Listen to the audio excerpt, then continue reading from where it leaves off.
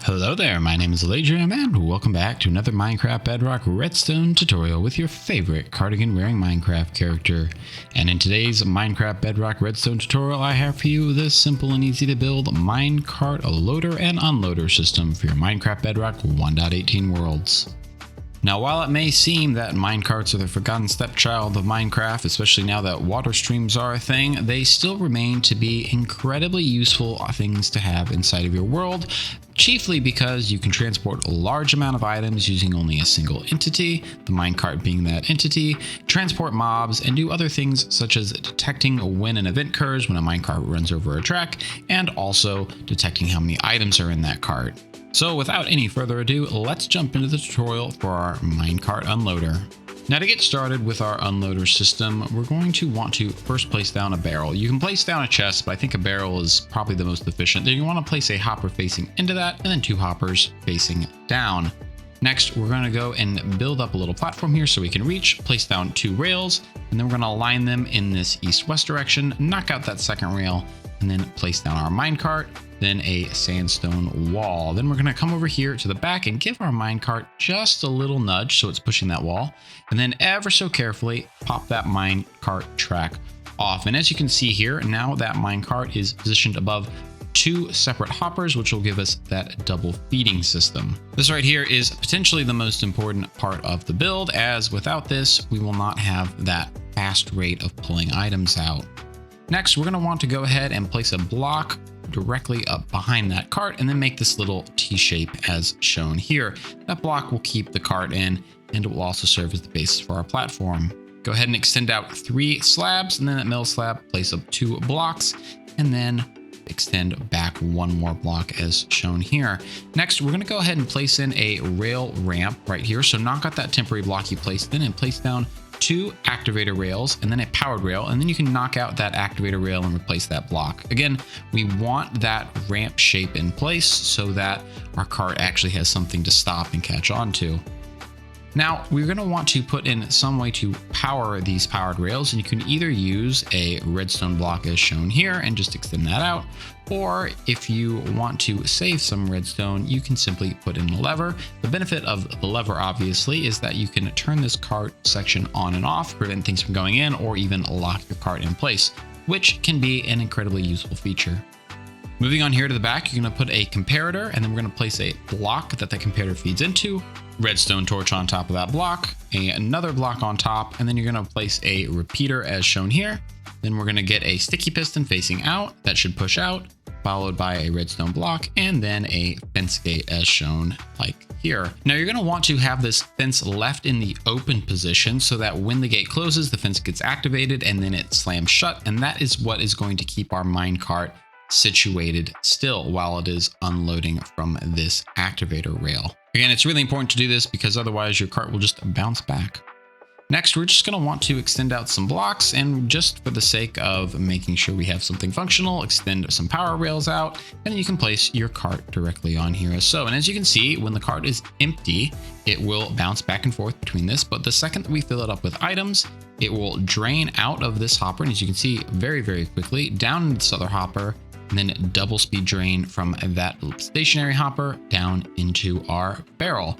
This is a very efficient system, very, very quick, and very useful for having at an unloading station.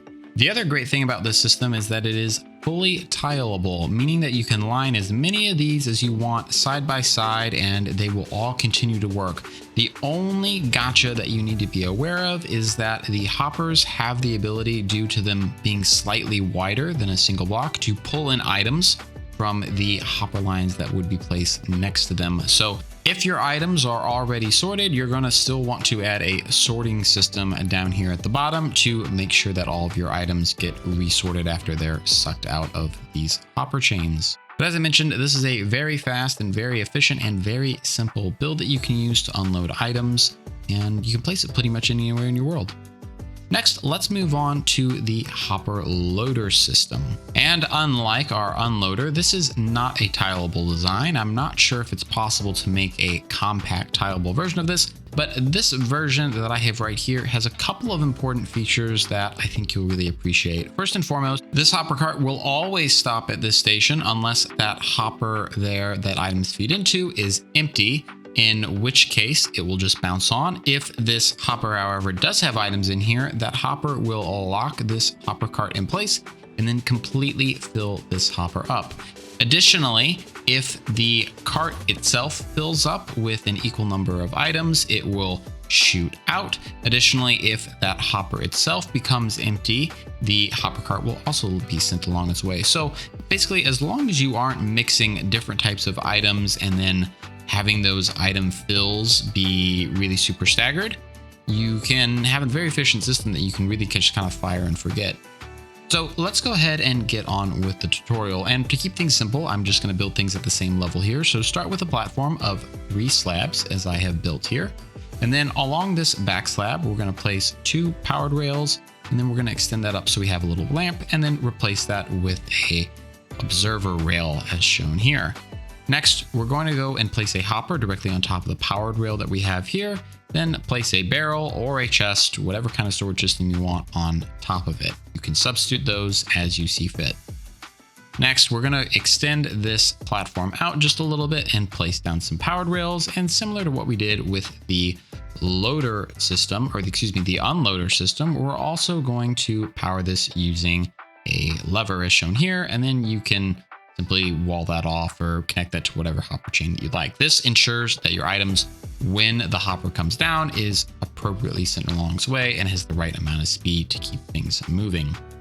Next, we're going to extend out 2 slabs, place a block next to that powered rail, 2 comparators, comparator coming out of that block, send those 2 comparators into a block, and then next to this, we're going to place down a block that comparator feeds into. Place a torch here, sticky piston out, and then a single wooden fence as shown here. Next, we're going to swing along to the back, and then we're going to extend out 1, 2, 3 blocks. These are all temporary. Place down another sticky piston, and then we're going to delete the block directly behind that piston. Coming out from the back here, we're going to extend out 2 blocks, and then we're going to place down a lever that we're going to leave powered. And just so you have an idea of what's going to happen, this is going to power a section with a comparator hooked up to it, and then we're going to have a signal coming off this other torch that we are going to compare the signal off. And that's how we're going to do our cart detection. So come over here, we're going to place down a block that feeds into that with some slabs, place a comparator in this spot right here, and then fill in these 2 corners with redstone dust, and then place a redstone torch next to this piston, and that piston should extend all the way, and both of these pistons should now be fully extended. Now you can go ahead and place a cart on and then fill this up with items, give that cart a little nudge, and it should lock in place until that hopper is fully drained. This should go super duper quick because these items, when they feed into hoppers, are very, very quick. So as you can see, very, very efficient system. Once this whole system fills up, that cart will then be sent along its way. And if we give it just a second here, it should go about now. And as you can see, because there's no more items in that hopper, the cart will stop, check, and then it will send the cart back along its way. And if you were to fill this up with some more mismatched items, this hopper wouldn't fill up, and then the cart would still be sent along its way. So again, very efficient system. And there you have it. 2 minecart systems for your Minecraft Bedrock 1.19 worlds. 1 to load and 1 to unload items out of your minecarts. But that's going to be all the time that we have for today. If you found this video useful, please consider leaving a like, comment, and maybe even consider subscribing, as it really does help the channel, and I'd super appreciate hearing from you.